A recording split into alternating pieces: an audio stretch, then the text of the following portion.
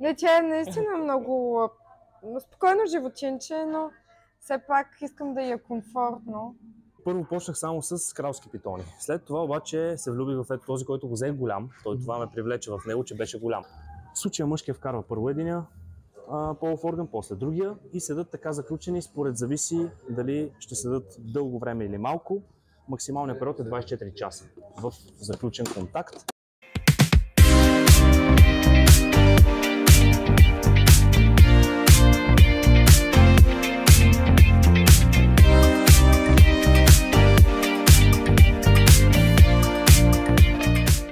Здравей, много ми е приятно, че прие нашата покана и в момента ще си поговорим за едни екзотични същества и се надявам да се проведем много хубаво и приятно интервю. Благодаря. Днес наш гост е Мартин Кръстев, който всъщност е любител на влечугите и на по-скоро как да го кажем? Екзотичните същества, змиите. Като цяло. Днес също така наш любезен домакин е ресторант Порто Греко, на които благодарим и се надяваме отново да бъдем гости.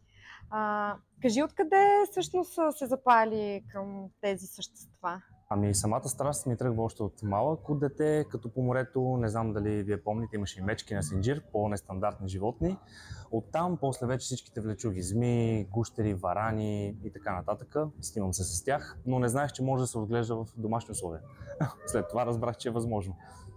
Разкажи малко повече за себе си, преди да чуем за змиите. С какво се занимаваш, въобще твоето ежедневие? Ами основната работа ми е работа в няколко телевизии, като не знам дали ги споменавам, но в една телевизия за няколко предавания, в другата телевизия работя към спорта. Отделно първо като хоби ми беше с животните, с змиите и бяха само змии. След това вече прерасна и в работа, а и в други екзотични животни, като плъхове и тарантули. Отделно имам и куче питбул, но то няма нищо общо с тези животни. Т.е. това не ти е само хоби, а ти е вид професия. Вече да, вече от няколко години. В каква степен ти ги развъждаш, грижиш се за тях, да, лекуваш ги? Точно така, да. Развъждам ги. Аз съм един от бридерите в България, понеже ние сме няколко човек, които развъждаме и вадиме змии. Някои змии са живородни, някои снасят яйца. В случая питоните са с яйца. Развъждам, отделно ги използвам за фотосесии и така нататък.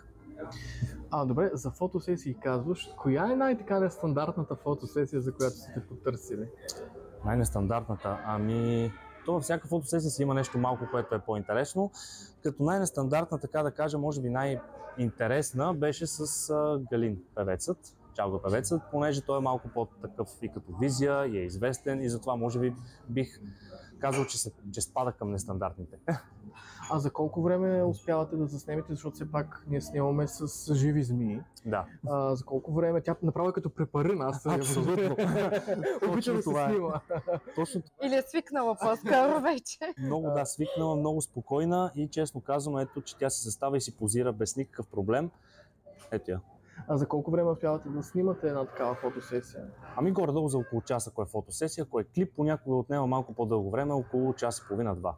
Има ли някакви приготовления самите животни да се адаптират към тази обстановка? Не. Единственото, което е, че не трябва да е прекалено осветено, макар че пак не пречи за известен период от време, ако има много ярка светлина в тях, да не е прекалено топло, нито прекалено студено. Тоест температури над 34-5 градуса са вече критични за тях, както и температури под 20 градуса също са критични за тези животни. Няма да се чувстват добре, ще бъдат малко по-изнервени, особено ако е по-студено и може да настинат и вече се получават и респираторните проблеми. А ти колко екземпляри имаш в колекцията ти? В момента 13 на брой, имах повече, но се разделих с част от тях. Всички са питони? Всичките са питони, като това, което виждате тук е бирмански питон, имам и кралски питони, но в случая има и бирманче, само че по-малко. А коя е най-възрастната и коя е най-младата змия? На каква възраст? Най-възрастната е тази, голямата. Най-малката е тази тук отзад, която виждате, която е отгоре в дясно.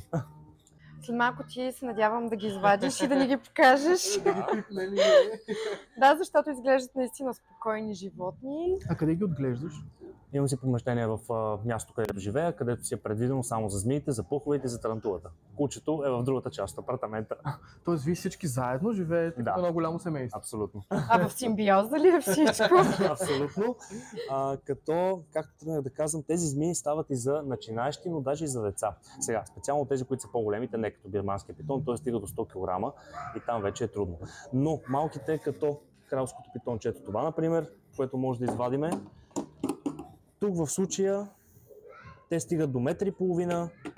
Имам една, която вече е 1,5 м и не стават много големи. Ето, може да хванете, няма проблеми. Доста спокойно. Истината е, че на допир животинката е все едно държиш дамска чанта или колан. Депресира я. Не, напротив. Според мен се харесахме взаимно. А добре, с какво се хранят? С мишки и пухове, като аз държа да бъдат замразени, т.е. вече не живи, защото с живото има няколко проблема. Първо, че не е хуманно, поне за мен. Второ, че когато ядат живо, може да се получат, ето тук може да видите белези от живо хранене. Ето тук се виждат тези мъртви люспи черни. Тази змия, преди когато я взех, понеже я взех по-голяма, преди около година, и е била хранена с живо, имаше проблем с очите, 4 кожи, не сменени на очите, беше почти сляпа и ще остане сляпа завинаги, и респираторните проблеми на дихателните пътища, но я излекувах. Тоест, какви препоръки ти би дал към хора, които се занимават примерно с такъв тип животни или поне искат да започнат, когато търсят животно, на какво да обърнат внимание? Защото очевидно те също са живи същества и си имат своите проблеми. Да, това, което бих препоръчал на абсолютно всеки, да се запознае много добре преди да взима каквото и да е животно. Тук не става въпрос само за екзотичните животни, змии или каквото и да е като цяло. Дори куче. Защото някои хора не знаят дори как се гледа куче, но си го купуват и след това започват да учат. Което за мен е голяма грешка, защото с това шега не бива, а при змиите, особено ако температурата не е както трябва, има прекалено много влага, има течение, не се храни често, може да се случат ред причини, поради която змията да почине в следствие. Така че е по-добре да са информирани. Всъщност, на каква възраст трябва да бъде взето животното? Да, хубаво е животинче да се вземе след 3-я месец, след 2-я в най-такъв случай, но след 3-я месец, защото то вече е изградило абсолютно всичко и навици за ядене, понеже в началото тя ги е страх от храната, хапат доста често бебетата змии и трябва да се обучат, да се захранят, за да си ядат замразено и така нататък, и естествено да не починат, защото в рамките на месец-два не се знае дали ще оцелее самия организъм, дали ще се развие правилно. А какви болести всъщност биха могли да бъдат може да развие, да. Това, което може да развие, първото е респираторни проблеми. Те се случват от, както казах, прекалено много влага, прекалено ниска температура, проблеми на дихателните пътища, които са като бронхоплевмонията при нас, примерно. В случая те не могат обаче да отделят секрета, както ние хората, и той се трупа в белия им дроб. Казвам бял дроб, понеже той е от една част се състои, не като при хората от две части. И се лекува само с антибиотик, с инжекции в продължение на 10 дена. Другия проблем е вече при прекалено висока температура могат да получат изгаряния. Самите люспи отдолу изгарят и това пак не е желателно и трябва да се лекува, или от прекалено влага, да кажем, ако не е респираторен проблем, могат да получат гноясване на люспите. Буквално люспите отдолу от влагата започват да гноясват, да се разлагат. А какво е лечението? Лечението пак е със специални мехлеми, ако е изгорено, според зависи дали е изгорено или дали е мухлясало. А вече за това е с антибиотик, както казах, за респираторните проблеми. Всъщност ти беше казал, че си получавал такива съвети да ги пуснеш на свобода, защото ги отглеждаш вкъщи. Всъщност за влечугото е по-добре да бъде отглеждано или само да се грижи за себе си на свобода, както се казва? Специално за това животно, особено те като са били вече израснали техните прародители, така да го кажа, в домашна среда, те си свикнали да си живеят в домашна среда. Отделно змията е едно от животните, които в случая те не са свикнали да изразходват първо много енергия. Второ, седат предимно през деня на едно място, на топла точка, 32 градуса, и не мърдат. Те са повече нощни животни. Ловуват през нощта, хранят се през нощта, но ако в терариума или помещението, където се гледа, има скривалище, 95% от времето седат там. Което значи, че дори една по-малка кутия, като тази, например, за някакво по-малко животинче, не е никакъв проблем, защото дори големия терариум, те живеят в част от него. Обичат да се разхождат, нали? Ако имате възможност за нещо по-голямо, хубаво да има малко повече пространство, но не има такъв проблем, да. Добре, разкажи ми, ти нямаш само змии, имаш най-различни животни. Разкажи ни какви животни се срещат в твоята зоологическа градина. Първо почнах само с кралски питони. След това обаче се влюбих в този, който го взех голям. Това ме привлече в него, че беше голям. Беше малко по-малък от сега, но все пак значително по-голям от тази тук, например, която е най-големия кралски питон. В случая това ми харесва в тази змия, понеже аз харесвам големи животни, както и кучета, да не са малки. След това се запалих и по плъховете, понеже са доста интелигентни животни. Учат команди, учат си имената. Даже моите ги научих, когато ги викам да идват. Имената. Да, знаят си имената и като ги викнеш, примерно, те идват. Скачат от някакво определено разстояние. Не са капризни за гледане, понеже се ядат абсолютно всичко. Може да се хранят с шоколад дори, не че е много полезно за тях, но шоколад, да кажем банани, сирене, кашкавал, абсолютно каквото краставици, всичко може да им дадеш. И тарантулата в последствие вече, която още свиквам към нея, понеже все пак се отровна и трябва да се внимава с нея. Тоест тя може да хапе? Тя може да охапе и при голям екземпляр зъбите са 2 см. Първо боли самото охапване, второ, че отровата, самият токсин, който пуска, според зависи как реагира тялото, дали има алергична реакция, може да се случи вече дори да се стигне и до по-фатално нещо. Аз отново искам да се върнем все пак на нашите приятелки. Има ли разлика в видовете, чисто като отглеждане, като поведение на самата змия? Защото ето там виждаме албиносчето, което всъщност е изключително спокойно. То не е мръдно от, може би, половин час. Докато ето тази приятелка започна да шава. И тя е приятелка, нали така? Абсолютно, да, и това е женско в случая. Имат ли си имена? Ето го. Тези новите не, понеже тези двете са, тази е бебе люпено при мен, тази пък я взех наскоро нова. Те нямат това върху мен, което виждате големия е Хадес, а тази отзад е Давид. Много хубави имена. В случая няма нещо, което да е по-различно при отглеждането на питони. Ако говорим само за питони, дали е бирмански питон, дали е кралски питон. Вече с друг вид змия има разлика. Дървесни змии има, които там трябва малко повече влага, трябва да има дървета, за да се катерат. Там е малко по-различно. Дали можем да я оставим? Да, върнем, няма проблеми. Защото мисля, че нещо неспокойно да се чувства. Няма страшно. Не, тя е наистина много спокойно животинче, но все пак искам да я е комфортно. Змиите пият ли вода? Пият вода, много рядко е да се види, че пият вода, ако ги наблюдавате, защото не пият често вода. Те си набавят водата и от самата храна, от мишките и плъховете. Не има основно, не е като кучето, примерно, да пият по цял ден вода. Добре, какво е характерно с змиите? Характерно за тях? Зависи. Тоест... имам предвид, че... Като поведение. Като поведение, да. Да. Характерно е, че по принцип са много спокойни животни. Сега не всички змии, естествено. Тук говорим само за домашно първото, което е, не е с тези, които са в гората. А коя е естествената им среда? На питоните ли? Да. По принцип те са... Тоест естествената природата ли? Да.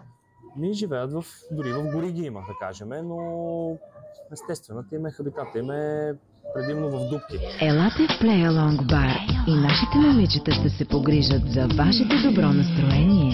А за ергенското ви парти много изненади. Телефон за резервации 0885 77 3133. Play Along Bar Пловдив. Момичетата ви очакват.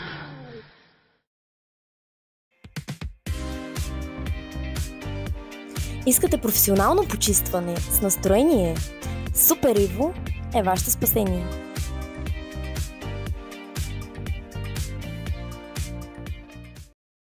Както казах, не трябва да е много влагата, трябва да бъде примерно около 40-50%, като сменят кожа 70%, но не постоянно 70% влага. Кои държави всъщност? В случая този специално е от Италия, оттам съм го взел, но като происход тук не мога да кажа. Ето тук ме хванахте неподготвен, например, така че не всичко знам явно. А кога една змия може да бъде агресивна? Кога да започва да става неспокойна? при много ниска температура или ако животното не е гледано правилно. Тоест, едно животно, ако не се вади често, то ще си стане неагресивно по-скоро. Те не са агресивни животни, те са страхливи животни. Да, ще стане страхливо. Тоест, една змия, ако не се вади често, ако не се пипа и така нататък, или не се храни често, също ще стане по-плашлива. И тогава вече А има ли си интереси към други видове змии, не само към питоните, да си купиш? Имах към боа, понеже боа страшно много искам като вид змия, мрежест питон. Също от мрежестия питон се отказах поради факта, че са по-неспокойни змии, особено когато сменят кожа. Те могат да ухапят, трябва да се внимава и мрежестия питон пак има подобна глава на този, голяма, но там зъбите са по друг начин разположени. Освен, че са назад, както на всяка змия, те си завити като куки. И мрежата има инстинкта, или така да го кажа, не мога да намеря подходяща дума, навика, примерно, когато захапе, примерно захапва тук и да дръпне надолу. И се получава едно разкъсване жестоко от това нещо, което трябва да се шие. Така че тази змия вече е малко по-опасна, честно казвам, за гледане. И не я препоръчвам дори на хора, които за първи път си взимат змия. По-добре е да вземат кралски питон. А има ли в България интерес? Ами да, има. Преди 10 години, мога да направя сравнение, бяха около, примерно, 200-300 човека да са били, примерно. Или повече може да са били, но сега, в сравнение с преди, 10 години по-късно са над 3000 човека регистрирани, които гледат змии в България. И пак казвам, това са регистрирани, защото някои хора не знаят, че трябва да се регистрират животните, а си има специални документи и си има санкции, ако не са. Хубаво е всяко животно да е регистрирано. Трябва да знам. Добре, разкажи ми всъщност, те се отглеждат в ето тези кутии. Да. Въпреки, че голямата змия донесе в сака. Абсолютно. Добре, защо има хартията? Каква е ролята на нея? Хартията е по-лесният вариант за чистене, първото, което е. Не изглежда толкова визуално хубаво, нали? Препоръчвам на хората, които ще гледат само една змия, да си вземат терариум и да си го направят с кокосов субстрат, дървета, къщички, укрития, всичко. Защото е по-красиво. Но в случая тук се чисти много по-лесно. Първо, че хартията се маха, бърши се с друга хартия и се слага нова. Това е една от причините. Втората причина е, че на бялото се виждат акари, ако се хванат. Акарите се хващат от най-различно замърсяване, от субстрат, когато се сменя някакъв вид. И на бялото си личи, а на другото не. А много трудно се отърваваш след това от акари, ако евентуално проимаш. И общо взето това са основните. Коя ти е любимата от твоите змийчета? В момента не е тук при нас, защото е бременна. Чакам яйчеца от нея. Тя е първата ми змия, лично моя, преди 5 години и малко. Като женска змия, в случая Дейзи се казва. Историята с нея е интересна, защото я кръстих на майка ми. Тя не искаше змия, като си я взех. Но кръстих я на нейно име, майка ми се казва Деси, оттам Дейзи. И в крайна сметка свикна с нея и я заобича. Даже интересно е, че тази змия, която държи той, е от нея подарък. От майка. А какъв е диапазона като цена на една змия? Ами, мога да говоря за кралските питони предимно, понеже с тях съм запознат, с другите не толкова. Върват като цена средно от най-евтините около 100 лева до най-скъпите 50 000 лева. Вече според зависи от морфата. Морфата е самата окраска. Това, примерно да кажем, това, което виждате тук е пастел спектър, това е пилтър. Най-различни морфи, иначе двете са кралски питони. Вече най-скъпата змия, например, която съществува, доколкото ми е известно, е 475 000 долара. Нали, но тя не знам дали беше питон или беше нещо. А лесно можеш ли да се здобиеш?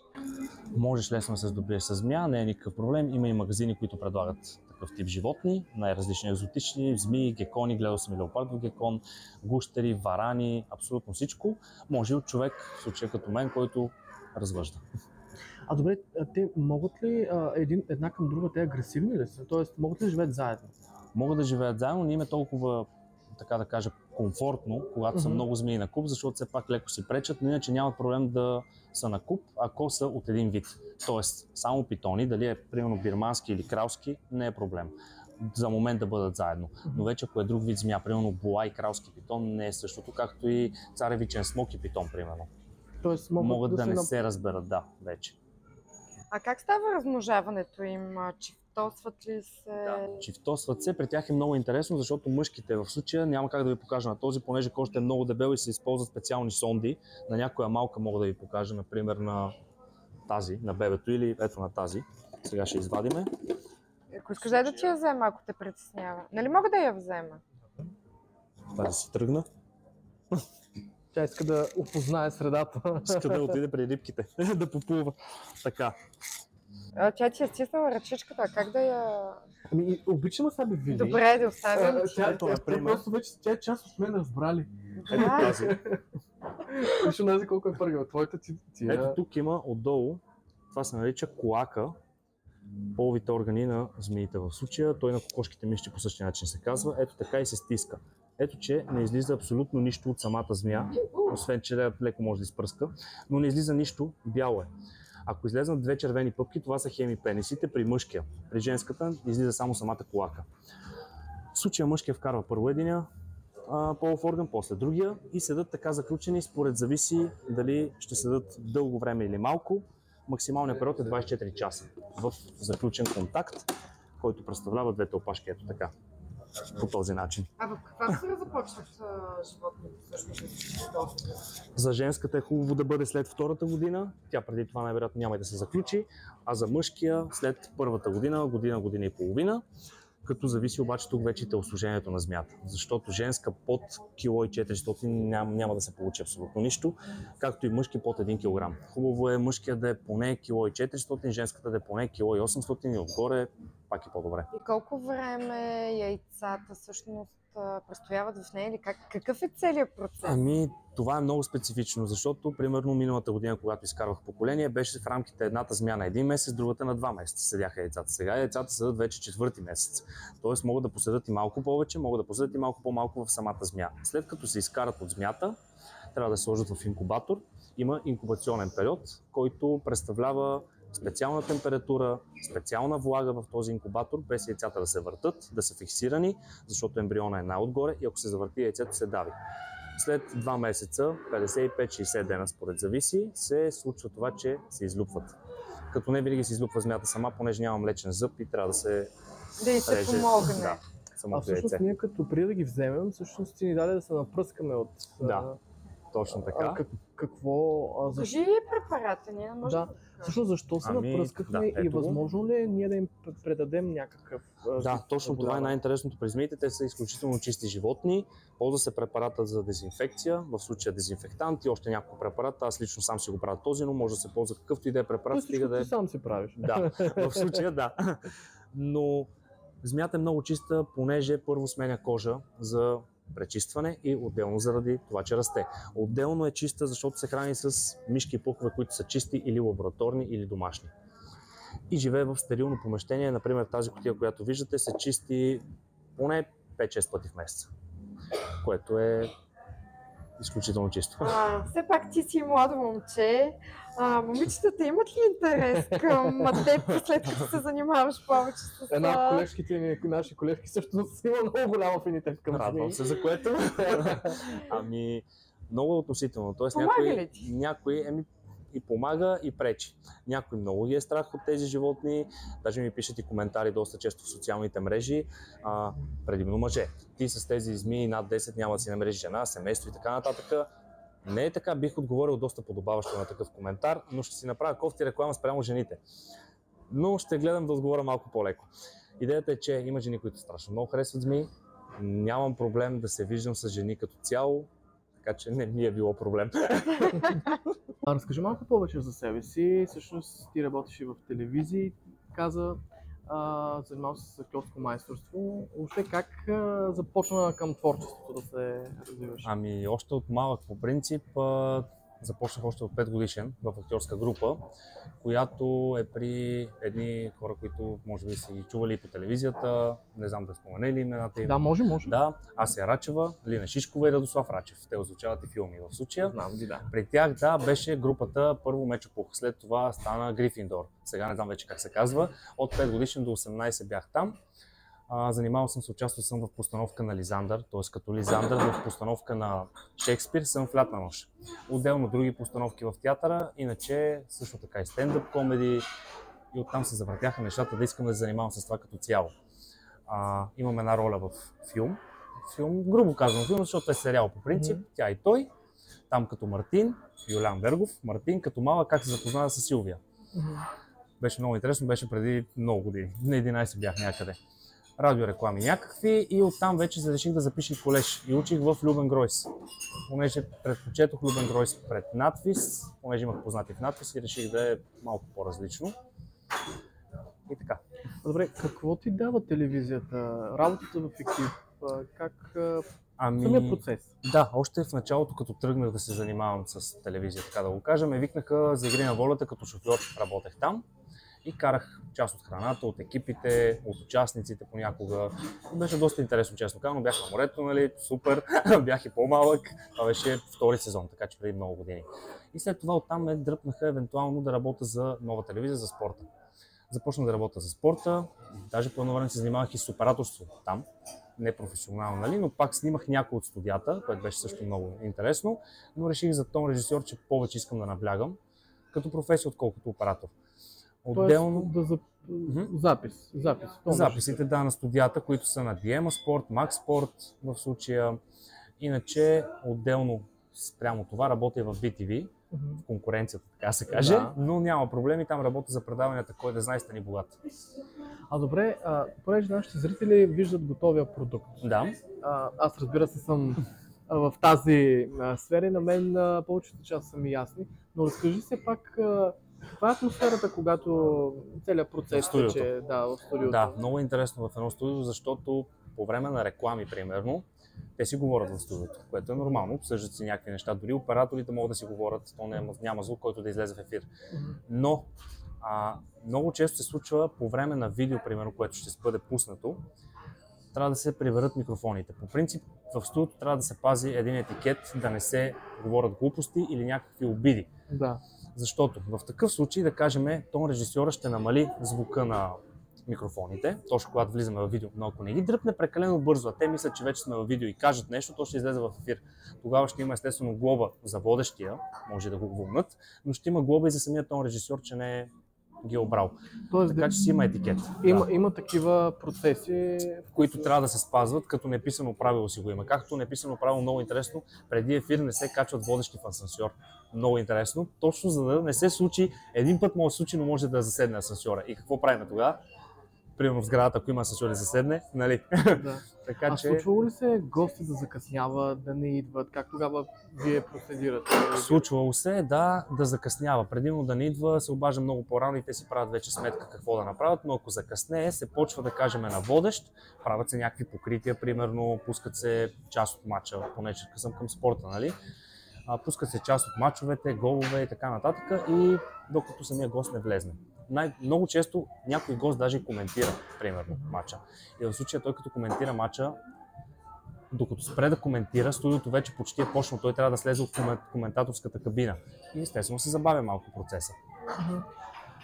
Добре, всъщност ти си горе-долу ние сме на еднаква възраст. Да. Кажи ми един плюс, един минус. Защо ти остана в България да се развиваш? Най-вероятно си имал предложение и си се заинтригувал от чуждестранната киното също най-вероятно. Да, сега ще почна първо от България, само свързано с България, като градове и после ще мина и за чужбина. Преди години мислих да се преместя да живея в Бургас, понеже аз съм от друго място, няма да споменам къде живея в момента, но в случая стана така, че не се преместих на време, смятах си нещата дали ще ми е изгодно, понеже страшно много ми харесва като град и ще останах на това място, което съм. Стана така, че след време започнах да работя в телевизията и вече не ми е толкова изгодно да работя, т.е. да живея в Бургас, първото което е. А за чужбина винаги съм се чудил дали бих живял аз там. Първо нямам познати толкова, второ да се откъсна от абсолютно всичко. Тук, което ми е, и не само семейство, родители, родини и така нататък, като живот, защото аз си обичам държавата, харесвам България като цяло и бих искал тук да се развивам. Да, естествено няма такава реализация като на другите места, това е ясно, но все пак предпочитам да съм си тук.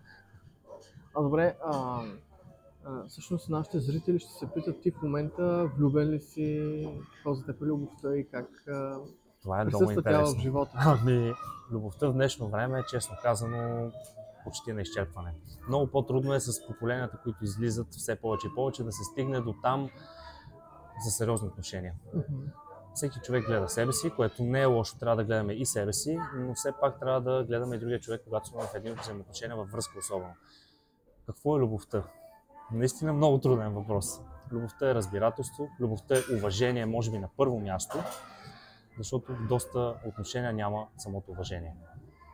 Така бих казал. Тоест в едни отношения ние трябва да имаме уважение. Абсолютно. На първо място и вече всички други неща са подкрепата, хората да се стимулират, да се развиват, защото в доста връзки съм забелязал, че хората спират развитието си. Един на друг. Тоест, спират да занимават с всичко и те остават само те двамата, което не е окей, това убива взаимоотношенията между двама души. Ти наблюдаваш между другото и пряко отношенията между животните. Да. Можем ли да направим едно такова сравнение отношенията между животните и отношенията между хората? Да, само как да го оприлича. Животните са много по-чисти, като сърце, душа и така нататък. Тоест, тяхните им намерения, няма скрити намерения, така да се изкажа, както и при кучето. Кучето, има една поговорка много известна, която за мен е доста вярна. Кучето няма да си легне в друго легло, примерно, след като ти се прибираш пред него всяка вечер и така нататък, няма да те изостави. Това е идеята. Нещо подобно беше. Реално държат на теб животните много повече, отколкото хората. За съжаление е така. Добре, за финал искам да те попитам какво би пожелал на нашите зрители от нашия ефир и какво си пожелаваш на себе си? Аз си пожелавам на себе си, първо там ще почна.